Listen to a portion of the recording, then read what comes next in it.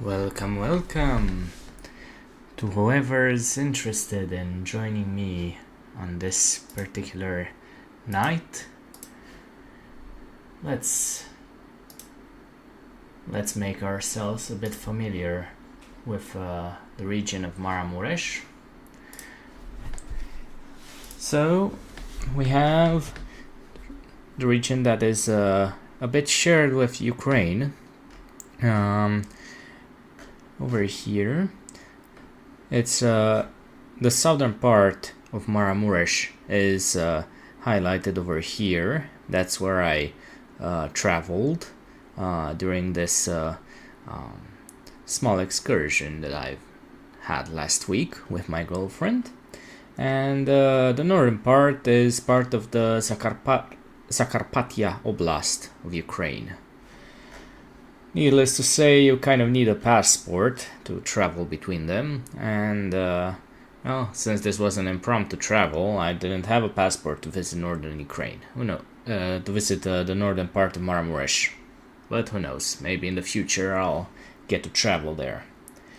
Either way, the region is very mountainous and very forested. So there will be a few interesting pictures you will see, and also while some people may consider it part of Transylvania, it does have its own very very interesting quirks, I'd say. While it is part of the historical region of Transylvania, it is a bit different by itself. Well, in the meantime, let me check something. I need to... one moment. Things... yeah, just one moment. Things are a bit scuffed, unfortunately. I can't... I'll show the pictures immediately. I just... I didn't realize that going through all of this in one... I'll explain each picture. It's just... I want to start at the very beginning. And unfortunately... it seems like OBS did me kind of dirty by putting the pictures in a random order. Okay, so you can probably guess, but this is a traditional person from Maramures. He was the person who owned the place where I stayed with my girlfriend for 3 nights, and he came to play us some traditional violin, and he was dressed in a traditional Maramures attire. This particular hat is very much very specific to Maramures itself. These are some photos from the hotel, if you want to call it that, more like a renovated house from a wooden cabin where we would gather to eat. And here he is playing for all of us some violin. Unfortunately, I couldn't record the music due to some copyright claims. So yeah, things are... I wonder what national dress have my people are close to Bucharest. Well, I could probably find some national dress from Baragan. I assume that's the closest area to Bucharest. But in this case, let's move on. I'll show some other pictures from the hotel later, but this is the entrance to Bersana Monastery, which is the most popular monastery in Maramures. This is the traditional entrance towards it. This is the view from the monastery of the village below. The village is quite long, but these are the houses closest to the monastery, and this is the monastery itself, more or less. It was a bit rainy that day, so please excuse the slippery effect. This is the what you would call a pagoda, I suppose. And I've also entered a museum where you can see some religious objects on the bottom floor and some handicrafts from this region. These are some traditional vestments, I suppose, from Maramures. To the left you have the clothes that men would wear, and to the right you have the clothes that women would wear, and they still are worn on special occasions in Maramures. And also you can see a traditional bed, some vases, a traditional instrument to weave some of these clothes. A bit to the left you see the bed, and of course you also have a children's bed or a baby bed. They would put the children there, so they would be easily accessible for the parents. Don't worry, they are kind of tied to the bed as babies. It sounds rough, but it's better than having them fall off the bed. So yeah, this is what you would expect in a traditional village of Maramures. Some more things to see. To the left there are some instruments that you can use for weaving clothes.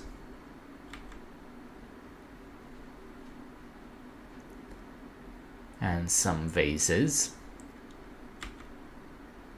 This is a traditional outdoor table where people would go out during the summer and eat outside. Some more children's costumes, traditional costumes. If you go to Maramures, you may still see some children wearing these costumes. Some more. These are the winter clothes. As you can see, they are a bit more woolly. And these are some. There are some areas.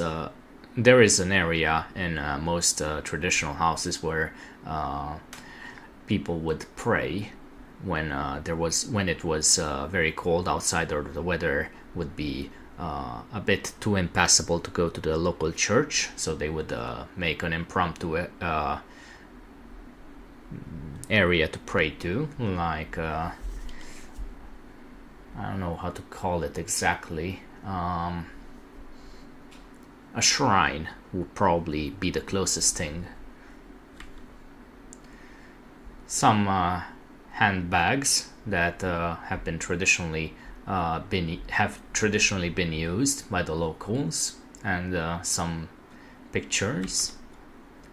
Some more handicrafts, including a lantern that would hang from the ceiling, and some woolen clothes, and some hanging plates from the ceiling.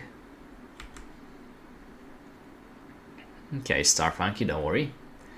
Some more traditional some more traditional costumes, including for the small children, including the very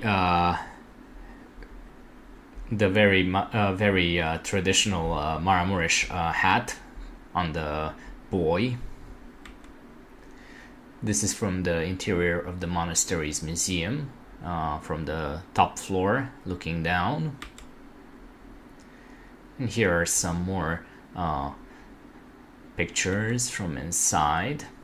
You can see a lot more handicrafts. A bit of an outdoor area where you can see some wooden instruments. And now for some handcrafted Bibles that are showcased in the monastery's museum, and of course some icons on the walls.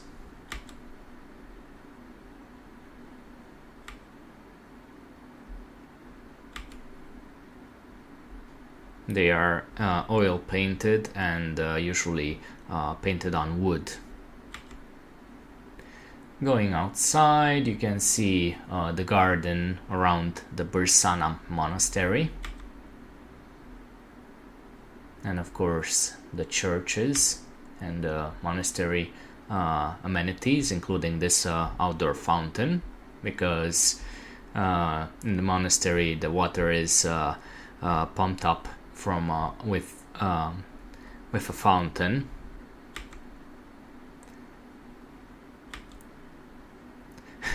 Of course, a small garage or door for the cars, because, well, even though the monastery doesn't really have plumbing, they still upgraded to have some garage doors. What can you do? Keeping up with the times in Romania. A bit more gardening scenery from around the monastery. That's where the women would stay. This is a women's monastery. That's where they sleep and live, especially during the winter.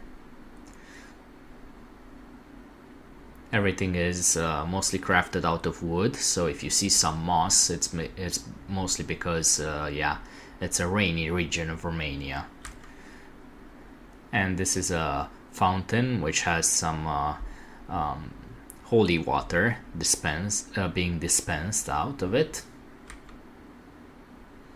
Apă sfințită, or aghiazmă, how it's called in Romanian, or holy water as it's translated into English. Some people would throw some coins. This is where the outdoor services would take place on special occasions. This is basically where the priests would gather and hold the ceremony and be seen from the people outside the pagoda. And this is from inside the church of the monastery. This is what the traditional Orthodox church looks like inside. Now we go to a merrier place, you would say, towards the village of Săpânța. There we have the Merry Cemetery. Why is it the Merry Cemetery? You may ask yourself. Well, because there was a tradition started in the 1960s by a man who would carve some hilarious images and write some hilarious poems about the dead. He was the gravekeeper, and people loved it so much that they basically started commissioning him. So instead of the rest in peace, hello Arav, hello, instead of the traditional rest in peace messages, you would see an image carved in wood, and below that a relevant poem about his or her life.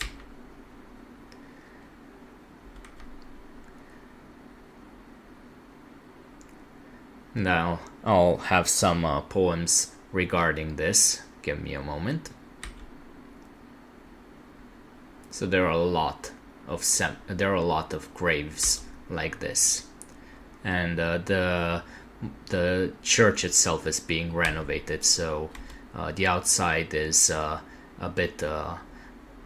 It's worked a little bit, as you can see, with all the scaffolding in the background. But this is the inside of the church. But most people come for the cemetery, mostly in Săpânța. So this is an example. Aici odihnește Dumitru Holdiș.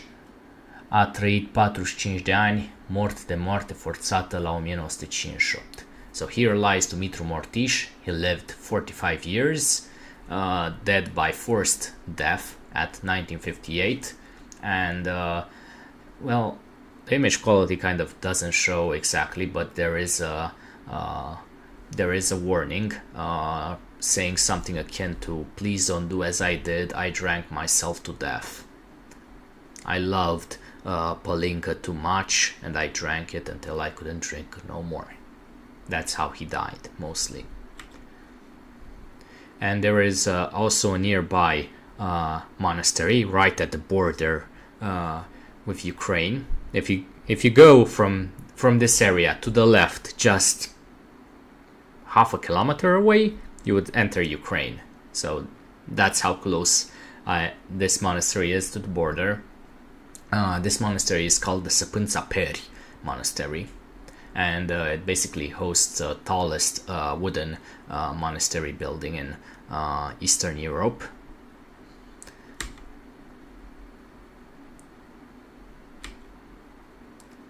And that's where the church is in the building to the left, and the monastery. This is the male This is a male monastery, and to the right, in the right building, the male monastery people would live. That's their living quarters, so to speak. Just a few images from around. That's the pagoda. If you've seen the one at Bersana, it's basically the same. They would host some church services during the summer out of this pagoda, if the weather permitted, and people would gather. This is from this is the entrance to the church, the big one. Let me show this one to the left. The church is a bit the entrance to the church needs to go a bit underground, while the upstairs is reserved as a place to go and ring the bell. That's why it's so big. It's basically just a tower to climb and ring the bell. Basically a bit of history regarding the church, but unfortunately I can't really. The image quality is a bit rough, even for me, but it's written in using a mix of Cyrillic and Latin characters. So imagine that it's basically been written since before the 1800s. This is the new church bells, where they would ring for monastery services, while the ones in the tower of the church would ring to basically bring the people from the nearby Săpânța village in towards the church services.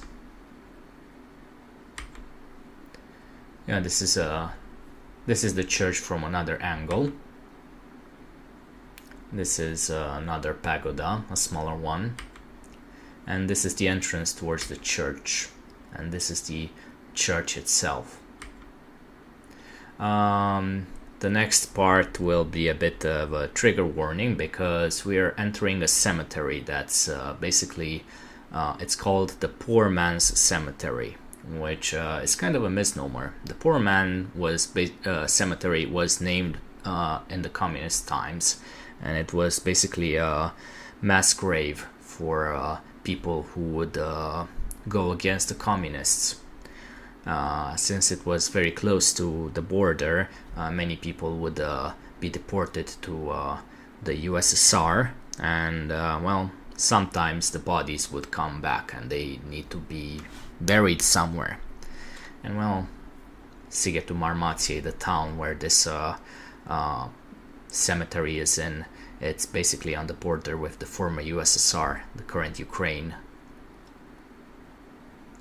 So yeah, the headstone is basically telling us Romanian citizens dead in the USSR gulags and deported. So you can see a lot of headstones, all of them filled with I'd say about 100 names each headstone. So you can imagine how many people were basically killed and laid to rest in a mass grave over here. The authorities try to hide it, saying that it's basically just a poor man's cemetery where people who were too poor to afford a cemetery place would be buried. But yeah, later on, and even during those times, people knew the real reason why there was a mass grave over here. And here are other monuments from the Poor Man's Cemetery, with a few more prominent people like university professors or local politicians who would fight against the communists until their very last breath. And some surviving family members would also commission some crosses for certain people, like whenever they would find and recognize, probably for DNA tests, where a certain loved one was buried, they would commission a cross and basically name the place where the skeleton was found in the mass grave. I know it's kind of a triggering subject, but well, people need to hear about it, unfortunately. As you can imagine, this whole field, only a few of the skeletons were ever fully dated and discovered, more or less. There are many people who remain unknown as to whether as to how they were named. And this is another monument. Basically, this is a monument to the people who died in the Stalinist gulags. In Romanian, you would call it lager, and you can probably make out the Lagarelea, basically the plural of gulags in Romanian, lagarele. Another few crosses for specific people who were found to be buried here. Over there is a tower where people would be able to climb during special occasions and watch the cemetery from above to basically see how big it is. Unfortunately, it was cordoned off when me and my girlfriend went to visit. And basically this is a poster regarding 7 Catholic priests who were basically canonized on the 2nd of June 2019. They were found to be buried here And this is from another place in Maramures,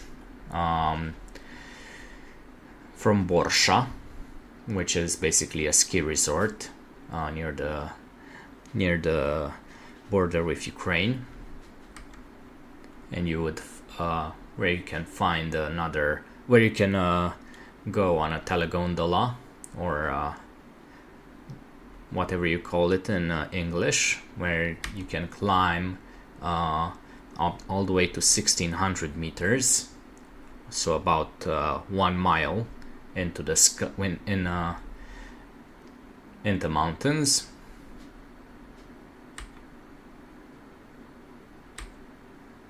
This is the midway point where you get a chance to get off and go towards a small lake. This is how much you have to climb, more or less, to reach the lake from the midway point. So it's quite a climb. If you're out of shape, you're out of luck. But yeah, this is the lake. It's basically used to is basically used during the winter months, when sometimes due to climate change there is less snow nowadays, so they would pump water and use it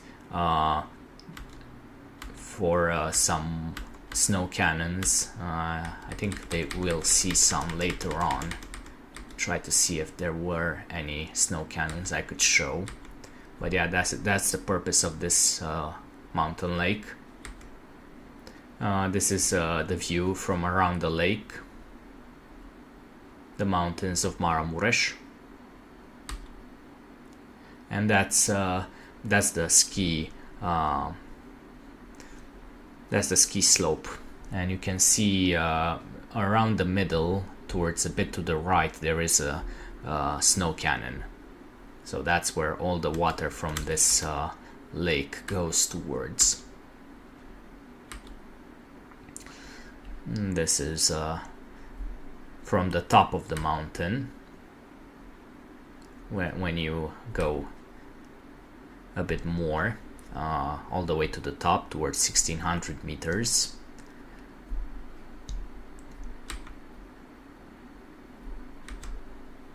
And in the last day, me and my girlfriend went to Kavnik, a small mining city which used to host a gold mine. But in the 1700s, there was a bit of a battle. You see, during that time, the Ottoman Turks controlled Crimea. And there was a large Tatar population. So the Tatars were basically sort of like the descendants of the Mongols in a way. So they would raid across the plains of Ukraine, and they would even reach inside Maramures. And well, this is a monument marking when some locals would actually go and defend themselves against the Tatars, and basically saying, hey, this is as far as the Tatars would go before they were repelled. So yeah, this is the Tatars pillar, Stâlpul Tătarilor, in Kavnik. And well, it's written in a bit of broken Latin, because it's in the 1700s, this monument. It's earlier than the US. I think it's around 1716 or something like that. 1717 actually, sorry. That's when it's been erected. And basically that's as far as my pictures go, but my girlfriend, being the sweetheart that she is, decided to also send me a compilation video of of her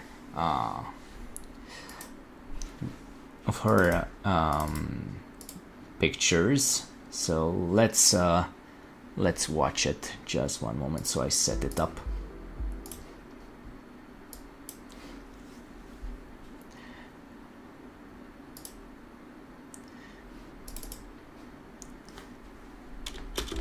So this is from the monastery of Bersana. These are all pictures taken by her.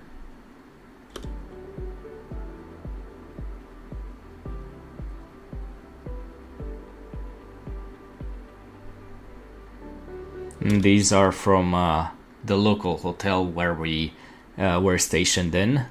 Basically, that house that you see in the top left, in the left part of the house, in the left part of the picture, that's where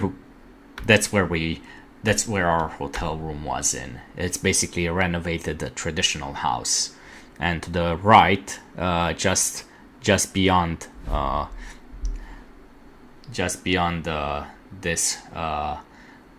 our house is basically this hen enclosure, and there was also a rabbit over here and a small kitten that would be kept as a pet for the tourists. Unfortunately, he had to be saved very early on because his mother died at childbirth, so he was basically being kept, fed by the owners of this hotel. He was very, very young, like maybe 2 or 3 weeks when we visited. So yeah.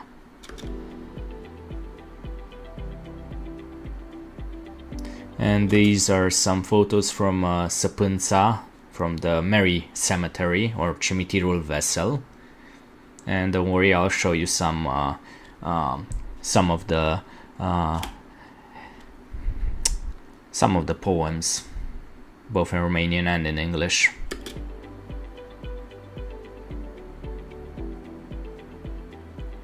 Here are some pictures of what we've seen.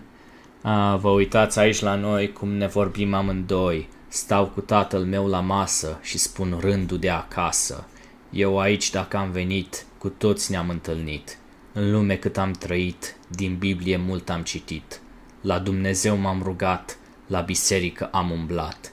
Și tare mult am lucrat, că am fost om de omenie, Dioca lui Ionu Diochi îmi zicea mie. You're looking here at us as we both talk. I'm sitting with my father at the table, and I'm saying whatever happened at my house. If I've come here to visit, if I've come here with everyone I've met, who's ever lived on this planet. From the Bible, I've read a lot towards God. I've prayed a lot. I went to the church a lot, and a lot I've worked. I was an honest man. My name was Dioca, son of Ionu Diochi. So that's the leftmost. That's a translation of the leftmost poem, and I'll showcase some other poems.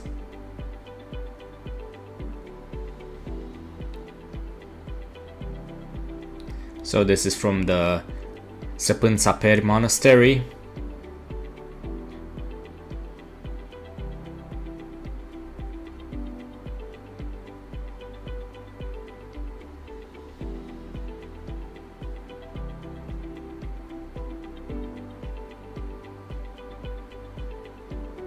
And this is from the poor people's cemetery, from the poor man's cemetery.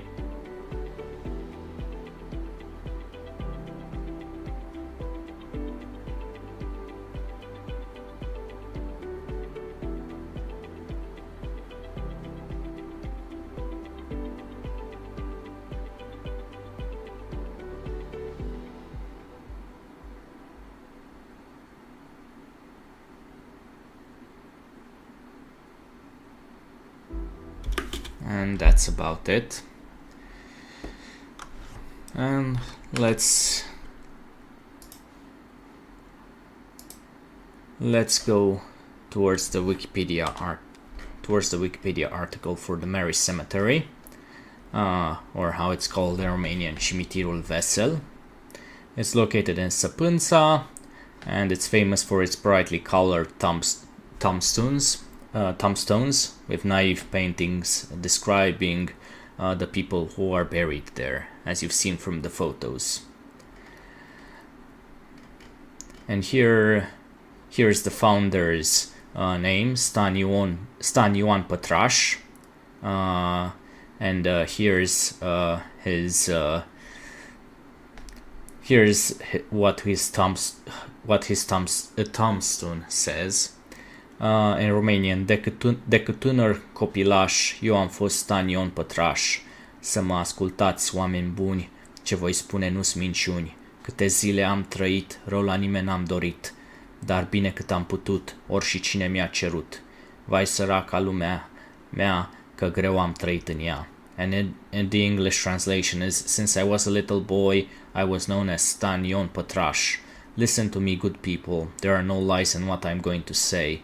All along my life, I meant no harm to anyone, but did good as much as I could to anyone who asked. Oh, my poor world, because it was hard living in it. So yeah, he's the one who started the tradition all the way in 1935, and as of the 1960s, more than 800 crosses were already erected into the cemetery. And here is another epitaph. Sub această cruce grea zace biata soacră mea. 3 zile de mai trăia, ziceam eu și cetea ea. Voi care treceți pe aici, încercați să n-o treziți, că acasă dacă vine, iar-i cu gura pe mine.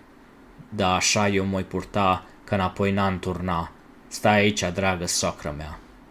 And in English: under this heavy cross lies my poor mother-in-law. 3 more days should she have lived, I would lie here, and she would have read this cross.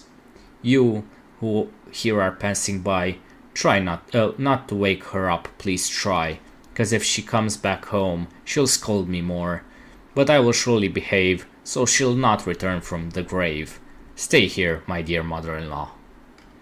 So yeah, there are a few humorous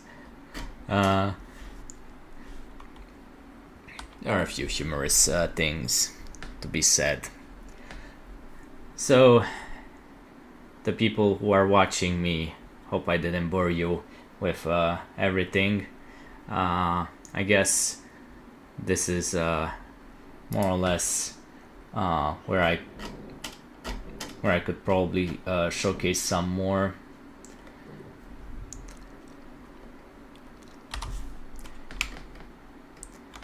So this is another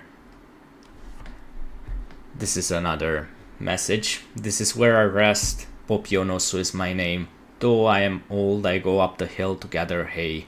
When I get there, I eat cheese and stew, and after that I take my mower and start working, because this is what peasants do. Over here, below this I guess this is for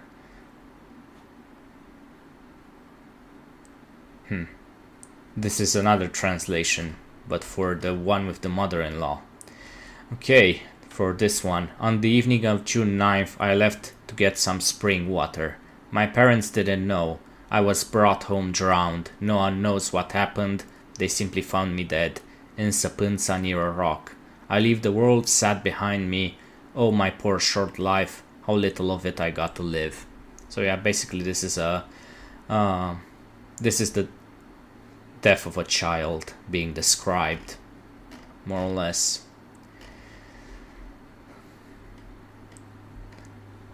Pope Grigore is my name. I loved my tractor the most, and drowned my sorrows in the bottle. All my life I was miserable and sad because my father left me when I was just a child. Maybe this was my fate, to die young. Another one. Ioan Toader, who loved horses. One more thing he loved very much: to sit at a table in a bar next to someone else's wife. So yeah, let's just say that people don't like mincing words. So this is about a 3-year-old girl who was killed by a taxi. May you burn in hell, taxi driver from Sibiu. In all of Romania, you could find no other place but here near our house to stop and hit me and bring grief to my parents. For as long as they live, they will weep for me. So yeah. Well, here is another one. Since I was a little boy... Oh, this is from the Stanion Pătraș. I was known as Stanion Pătraș. Listen to me, good people, and I will tell you no word of a lie. For as long as I lived, I never wished anyone harm, only good as much as I could, no matter for whom. From the age of 14, I had to work for a living, heavy work in the forest with axe and saw. My father left for the war, from which he never returned, leaving us behind 3 small children in a world full of suffering. I would have liked to live longer to see my dreams come true. Until yesterday, I have had visitors from 62 countries and visits from many heads of state. From this time, those who come here will find me gone. I wish you all only the best, all you people who come to visit. So yeah, he's the one who started the tradition. More than 800 villagers lie in this cemetery.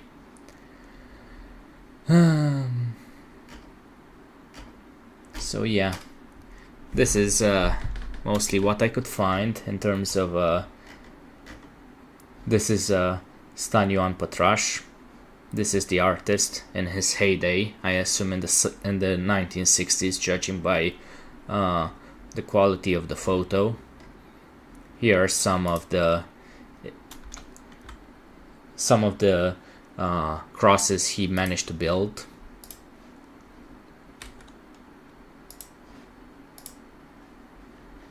All the way from 1935 until his death. And the tradition has been passed on towards the newer generation, as far as I know. So yeah, this is all carved in wood and painted over with oil.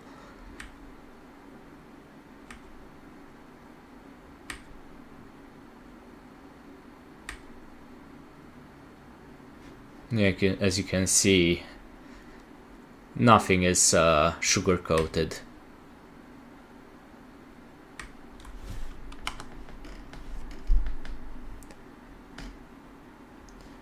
Yeah, this is him in his later life. I remember seeing this interview when I was small. What can you do?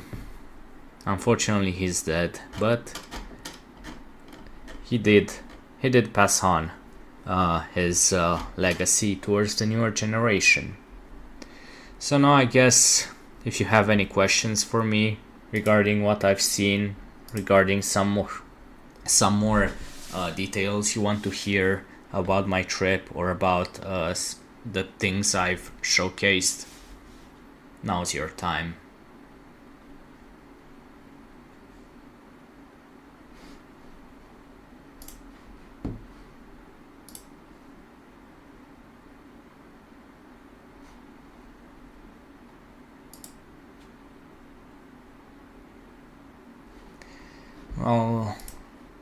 Well, some questions may pop up. Let's listen to some traditional music from Maramures.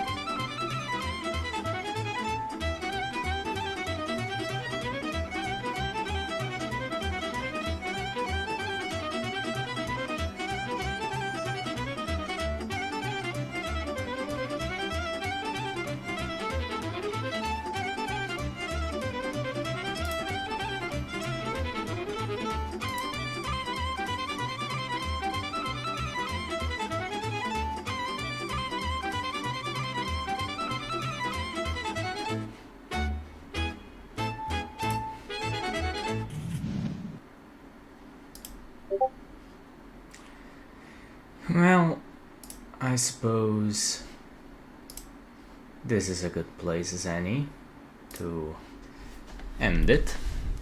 It's a bit of a shorter stream, but I'm winding down for a bit. I have to go prepare. I have to go prepare some things for my future vacation. So I suppose we'll go raid somebody.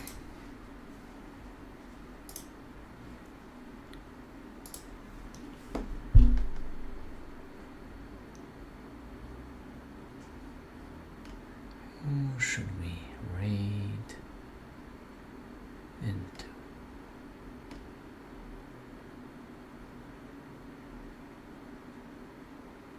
I guess Sugar Skulls could be good.